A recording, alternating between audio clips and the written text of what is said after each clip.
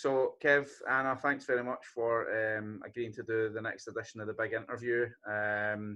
Really excited to have both you guys on. Kevin, obviously, you're a really close friend of mine, have been for years. And Anna, it's been good getting to know you the last couple of years through Kev. Been a big golf fan, obviously, it's great. But today, I just really want to pick both of your brains. You've both got different stories, but you both, went on to be really successful in what you are doing now. Do you want to just kind of tell me a little bit? First, I'll start with you, Kevin. How did you start getting into golf? I know your dad's obviously, in Scottish football terms, a famous goalkeeper playing for Dundee United. How did you make the transition from deciding you wanted to play golf rather than football? I wasn't very good at football, so that was probably the first deciding factor. Yeah. No, I played a bunch of sports when I was young, but golf for me, I think when I first got into the Scottish under 16 side, I think that was kind of the first I'm actually not bad at this. And then we went on a couple of trips, and I figured out, I could see a bit of the world this way, and I actually really enjoy it. So I probably put more of my effort into golf at that point when I was about 16, 17. And then set my sights on traveling and seeing a bit of the world and going to the States to play college golf. That was my main goal then. Okay, and what was it going through school? Why did you think that you wanted to leave Scotland and go to Colorado? Well, you ended up going to Colorado State, but in terms of going to the States, did you just feel that the opportunities would be better there? I thought the opportunities, obviously the weather was probably the number one factor. The fact that it seemed to be, the best place to go and develop your game, while also getting an education at the same time. If I could do both, that would be a bonus. Yeah. Okay. And Anna, what? Martin learned there, right? Yeah. Well, I hadn't met Martin until pretty much the year before I went to college, but I started writing letters and CVs and sending them to colleges when I was 17, maybe even 16 at the time. So I just had it in my mind that that's what I wanted to do. I wanted to travel. I wanted to go to the States, and I wanted to play golf. That was it. All right. And Anna, similar story for yourself. I mean, you obviously went to Arizona State. You're from Sweden originally. What was the thought process behind you going out to the States? Yeah, so I didn't really start playing golf till I was 13. I grew up with two brothers, so we were always doing different sports, competing against each other and competing against others. So I tried a lot of other sports, and my older brother's friend had started golf, so that's kind of how our family got started. So just being a little bit later, I think just kind of working my way up. And then I think when I was 16, 17 and been playing a lot of tournaments in Sweden, I figured I had some kind of talent for it, and I wanted to see how far I could go. So that's when a lot of, the girls around me, they were starting talking about college. And I got on the national team when I was 17. And a lot of the girls were 1 year older, so they were, starting to go on recruiting trips and kind of introduced me to the whole college experience. And then playing a little bit in Europe with the national team. I think Swedes have really good reputation in general for being, good students and very ambitious. Good student, right? You're laughing. So I think that's why a lot of coaches wanted Swedes on their teams. So I got recruited by quite a few colleges. I wrote a few letters with a little bit of suspicious English, because I found it a couple of years ago, my recruiting letter, and it was just so bad, at that time, I didn't really use any grammar or had someone read it, but I guess that's the beauty of it too. But I ended up getting in touch with the coaches at both University of Arizona and Arizona State, and Arizona was really the first place that I went to play golf in the U.S. and I fell in love with it straight away. So even though I got a lot of schools in Colorado and California and Florida and stuff, but it was just always a decision between Arizona. So I'm just really happy I went to ASU, Arizona State University, and I couldn't imagine, any better start to my career. Did you always have intention of being a professional golfer? And I guess the second part of that question was your family behind you in terms of making sure you're going to pursue a degree at the same time, or were you more just focused? Because I know for me, the only thing I wanted to do was play golf. I had no real aspirations to go to university at all. But once my mum and dad got involved and told me that I was going to get a degree at the same time, whether it was in the UK or the US, then I made sure that America was the right option for you. So, how did your family feel about the academic side of it? Yeah, I think in order to, if you want to be a pro, staying in Sweden all year round, that's really not gonna get you far. So I knew in order to, even give it a chance, but then I realized I was pretty good at it. So then I definitely wanted to see how far I could go. And if I wanted to get on the best tour in the world, the LPGA tour, I felt like I had to go to college, just to kind of learn the culture and everything in the US. So my parents were always behind me. They knew I was competitive. They knew I loved being an athlete, and I think just working really hard at it for a long time. They saw the drive that I had. So when I did go pick my college, I was always looking at a lot of the opportunities, the weather, how's the golf program, what's the practice facilities like. It looks a little bit different now at Arizona State, but when I went there, we had the golf course and the practice facilities right on campus. So I could be from the classroom back on the golf course in 5 minutes on my bike. So for me, it was a lot about conveniency. And I decided I was going to go to college to be good at golf. So I was basically a straight A student. I felt like it was hard, like doing the it was hard doing the assignments and not getting an A on it. So that was easy. So I think it was a little bit of a battle for me, because I think after my second year, I think, all right, like I don't think I need to put this much effort into school. So I was trying to like get a B or get a C in assignment. So was I. Well, that was your best. You were working hard to get a C. All right, okay. But I definitely did. I didn't really pick a major. If I did pick a major, it would have been graphic design, and that just wasn't going to be able to cut it with the golf and stuff. So my family knew I probably wouldn't be staying 4 years, and I knew that was my best chance to get on tour. So they supported me. I didn't quite tell my coach what my plan was going there. I really didn't have a plan myself, because I remember she asked me when I was leaving for summer, going back to Sweden after my second year, asking if I was going to turn pro or if I was going to go through Q school. But I told her I didn't know. But as of now, I felt like I wanted to stay. But then that summer, we won the European Team Championship.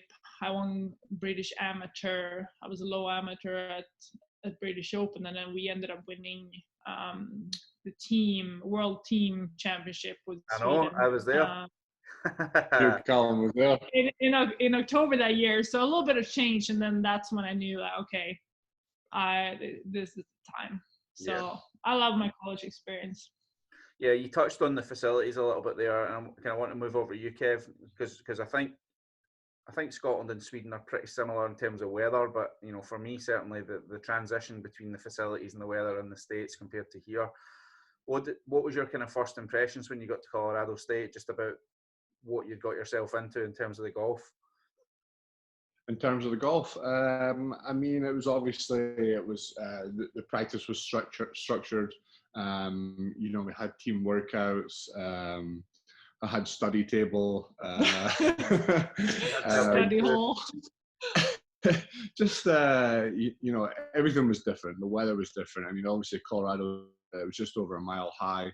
I had so many things to get used to or to learn. You know, the grasses, how the ball was flying. You know, it was very difficult to get used to. The language. The language, yeah, that was different as well. Dundonian to Colorado is a big change. Yeah, no, I mean, it was a big change. It was, I mean, I pretty much hopped on a plane when I was 18 and flew over there and had the coach pick me up that I'd never met before. Spoken on the phone, but it's just new, you know, being 17 or 18 or however old that you are when you go. It's a shock no matter what. Even though you know what you think you know what to expect, you don't. You know, so it's you got to have an open mind, but obviously do your research before you go. I would say. I think also, you know, like it seemed like the culture over here is a little bit different. It's a little bit more about showing off. So of the few recruiting trips I went to, it was always we have the best gym, or we have the best facilities, or we have the best program.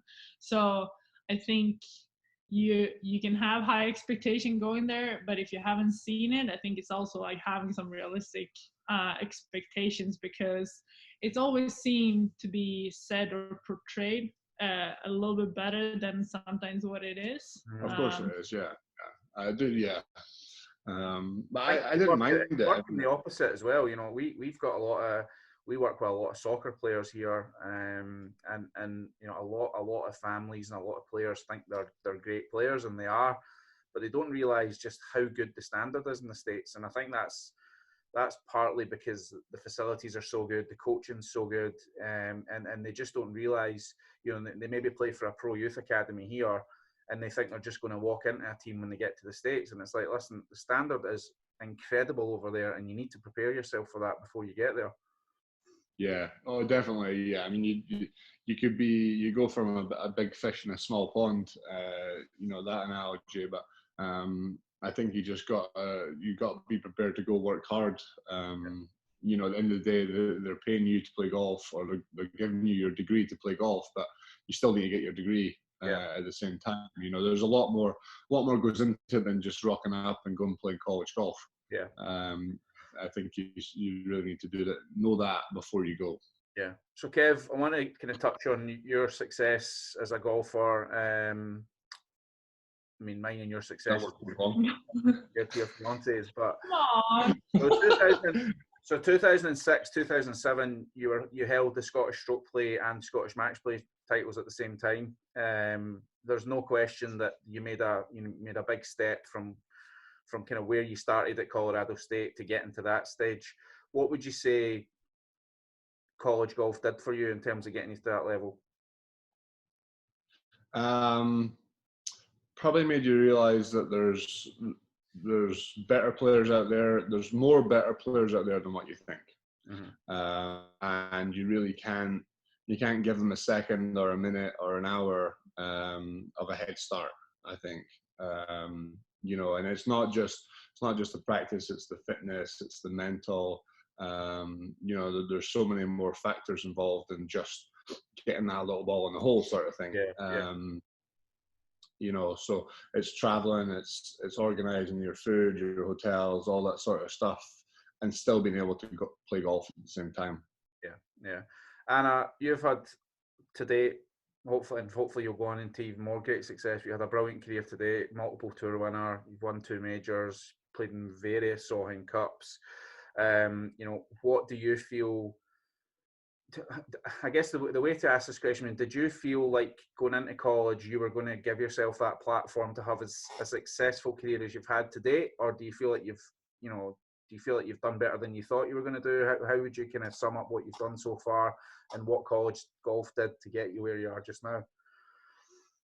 Yeah, I mean, I always thought my biggest success was to get on tour, to get my tour card, because that was always my dream. And then I feel like everything else been a bonus, since I'm obviously very competitive and I love competing, and and those few moments when you do get to hold a trophy, like those are worth so much, and all those hours like fighting for. But still today, I think the moment that I did get my full tour card, because I missed my full card by a shot at tour school, so I won a major in June my rookie year, and that's when I really got my tour card. So obviously the major meant a lot, but just holding a tour card for the next 3 years, and because there was a lot of I got a lot of questions, or people wonder why I left school. They thought it was haters. Yeah, I thought it was a pretty stupid decision, but in my mind and my heart, I knew it was the right way to go. So at that moment, just showing everyone, okay, this is what I wanted, and this is where I am. But without college golf, there's no doubt I wouldn't be where I am today, and it just prepared me for being in the U.S., for living in the U.S. I've been in the U.S. since 2006 now. We moved back to Arizona about a year ago, because this is where I went to school, and this is the place that feels like home to me. I have a lot of people who loves me here and believes in me and has always supported me throughout my career. But I was lucky to go to the right place for me. I never really missed home once while I was at school. When I moved to Florida a year after I turned pro, that's when I really got homesick because it didn't really feel right. But just having the opportunities, having green grass, 11, 12 months out of a year, I was exhausted my first year because I was used to five months with green grass. But just the opportunities and competing against other girls throughout the year and practicing with other girls. If you saw them on the putting green, you weren't going to leave before they were going to leave, or at least I wasn't. Yeah. Some of my college teammates, they obviously weren't as ambitious, and they play college golf to kind of get a little bit of go through school, get a little bit of scholarship and stuff like that, and they had no aspirations of being on tour. But they still practiced and did a lot of things too. So their experience was obviously a little bit different. I always say I was a pretty boring student because I had to say no to successful college students. Some of the parties and all the fun stuff, but I just couldn't manage the school. We had parties in college? Oh, maybe not where you were. Apparently my school is a big party school. Apparently, yeah. No, but the whole experience is just you just can't put it into words, Yeah, you learn a lot about golf, but you learn a lot about yourself. Like, we're both 17, 18 years old when we left home, and the US system is pretty complicated. I found you got to get a paper from one place of the college or the campus, and then you have to go all the way to the other place to get a sticker, and everything just seems complicated, and just not having your parents there to kind of help you in person. I found that hard, but I found that I grew a lot too as a person. All right, that's fast. Are you done? Yeah. I just want to provide some context to people who are listening in or who will be watching this. Anna, there's no secret how your career's taken off and you're playing, but Kev, yours is a little bit different. You obviously tried to play professional golf for a while, and then lo and behold, a couple of years ago, you started caddying on the ladies PGA Tour, initially for Lexi Thompson and now for Amy Yang. And I just want you to explain briefly how you both met, because I think it's a really cool story, and then I'll get on to a little bit of fun and games after that. Do you want my story or his story? Both of you. Go with his story. Yeah, go with yours, Kev. Go with my story. All right. So it was my fourth week working for Lexi on the LPGA, and we were in Dallas.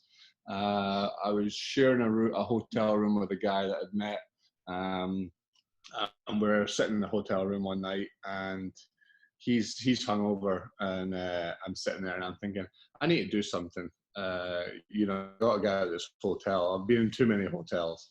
So there was a barbecue for caddies and players that night, Everybody was welcome. So I convinced him to take me there just to meet some people.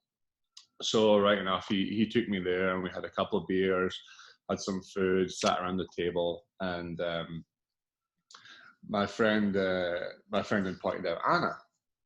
And I looked over and I said, "Oh yeah, I've actually seen her before a couple of times." Anyway, he shouts her over, and she comes and sits at the table next to us.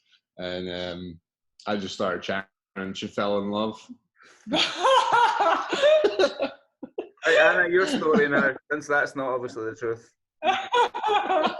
It's true. That is true. There are some details left out there, but that's true. Yeah, I left some. No, we did actually. I knew he was new on tour, so I'd said hello to him. I think 2 weeks prior, when he was dealing with all the same week that he was dealing with losing the playoff there at A&A, and so I knew he was new.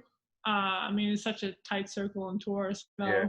I guess you knew who's coming and who's going and what's happening, but I had gone, my caddy at the time, he was actually staying at the house where they were hosting that barbecue, and I ended up, I think it was Friday, it was supposed to be Saturday night, but it got moved to the Friday, and I didn't have my best week.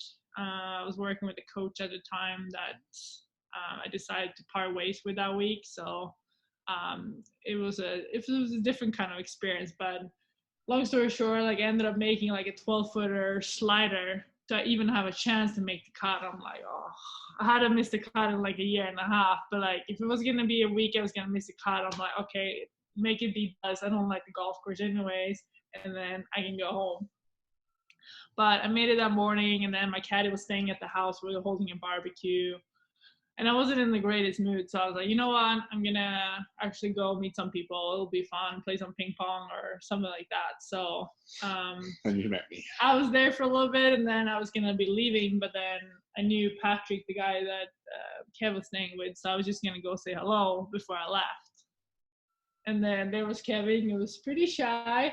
Mm-hmm. But I ended up sitting down, and the boys were talking about playing Top Golf, which is like kind of, at the time, it was like a newer concept, and I'd never been. So they were talking about doing it Saturday night. So I was like, you know what? I don't care about this week anyway, so I'm going to go. And then he asked me out after. So we went on a first date. Did I ask you out? Yeah. Did I? So we went on our first date on that Sunday in Dallas, and then it's been basically us ever since. Yeah. Well, I want to know, I mean, a lot of people won't know this either, but in 2017, and I knew this was going to happen at the start of the week, and I said to my wife this was going to happen, but in the Solheim Cup, in the singles, when you're caddying for American Lexi Thompson, and your girlfriend at the time is playing for Europe, I said to Claire Marie, my wife, I said, I guarantee Anna and Lexi play each other in the singles. And what happened? Anna played Lexi in the singles. So I think if I remember right, Anna, you were about 3 or 4 up after 9. Is that right? Mm-hmm. And then Lexi went on a crazy run on the back 9. I think she held a shot on 11 maybe for eagle. And then you're 1 down playing the last. And then you hit a shot, probably one of the best shots, if not the best shot you've ever hit in your life at the last. Would you agree? One of the best? Yeah. Hit it to about a foot. Like, how did you guys approach that day, knowing what was going to happen? And then after it, how did you feel about it? I mean, I think the best possible outcome for you, Kev, would have been a half match. It certainly was. For Anna to get to what she would want to win. But yeah, an amazing day, obviously. How did you feel about it all? Well, I was surprised it didn't happen before the singles, if I'm honest. I mean, I thought it would have been. I mean, they were both kind of the best players on each team. You know, that was obviously my first slam. I didn't know it was going to work, but I had a feeling I'd be playing against Anna at some, you know, caddying on opposite teams at some point. But when that draw came out the night before, you know, it was chaos. You know, the amount of slagging that I got, the amount of slagging that she got. it was good. It was good fun. But at the end of the day, we both knew we had a job to do. So we just kind of once you put those bibs on and you stand on the first tee or even on the practice ground, you're in the zone, regardless of whether you're playing or you're caddying. You've got a job to do, and I think that was all that really kind of got me through it was do your job, to the best of your ability, and let's get out of here.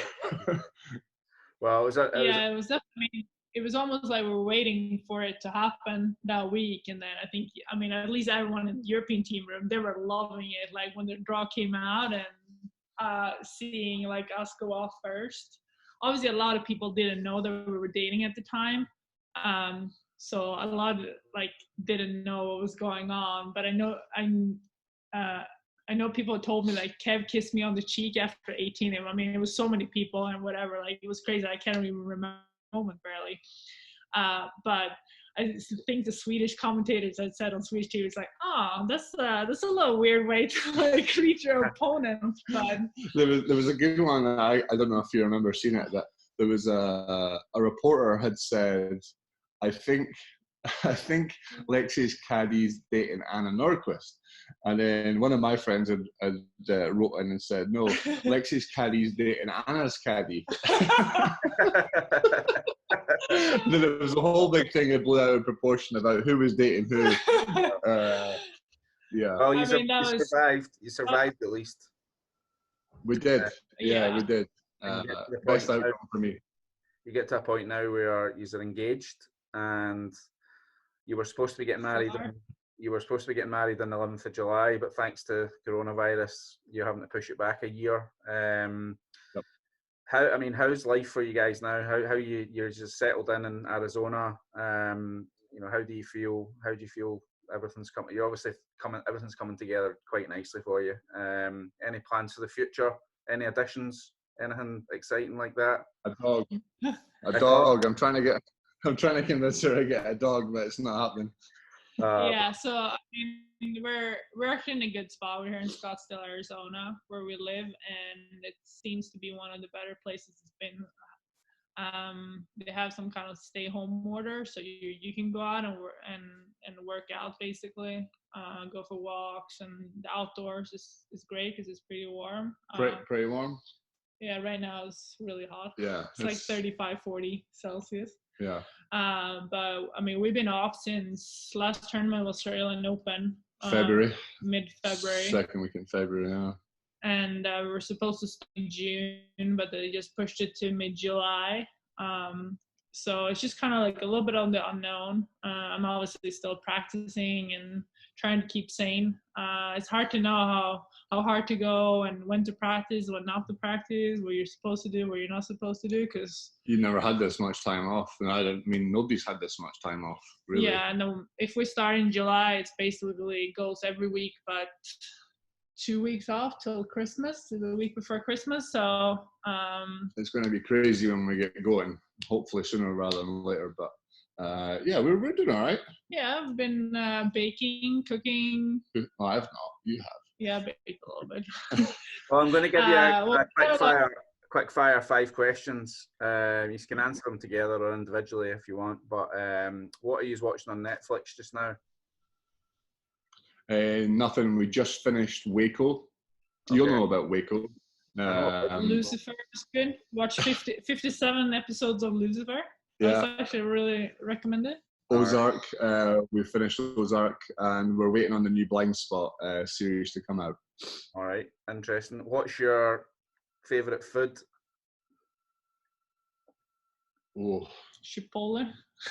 And the sweeties. Yeah. We both have a really sweet tooth, so if it counts as food, like cookies. Hopefully, Kev's mom is not listening because she'll be upset. But we're like her eventually. She likes my spaghetti bolognese. That's about it, right? Yeah. There you go. Favorite sport outside golf? Football. Soccer. Favorite team? Dundee United. Manchester United. Good decision. Man, you come on. have you found any new hobbies? Kind of been stuck at home for the last 6 weeks, 8 weeks? Yeah. Oh. Call of Duty. All right. PlayStation? Yeah. Xbox. Worst decision ever to give him an Xbox. Yeah. I got one as well. But I'm more sporty. A lot of shouting at the TV is going on. A lot of shouting at the TV, yeah. Well, kind of just before we wrap up, thanks very much for kind of looking. I just want to kind of get a little, Anna and Kev, what would you say to a student athlete who's maybe 15, 16 years old just now in school, considering whether this is the right option for them? Not just as a golfer, as a football player, tennis player, anything. What would you say if they were maybe sitting on the fence just now in terms of going out to the States? I'd say talk to other people who's gone to the US and have the experience. The coaches always say a different story than what the one who actually has done it. And I mean, take the chance. Go do it. What's the worst thing that's going to happen? You can go. You can always change. Yeah, come back. I think do your research. It's great to have offers, and the best offer might not necessarily be the best one for you. But yeah, do your research, talk to people, and find out what do you want from the experience. Do you want a great degree? Do you want to turn pro after it? Just ask yourself those questions. Brilliant, guys! Thank you so much. It's been a pleasure speaking to you. Keep doing what you're doing. You're both doing great, and looking forward to the wedding next year. I was looking forward to it in a few weeks, but I'll need to wait another month. Like you guys. We'll change it for you, Callum. Thank you. Well, listen, we'll keep in touch. Thanks very much. Take care, guys, and we'll speak to you soon. Okay.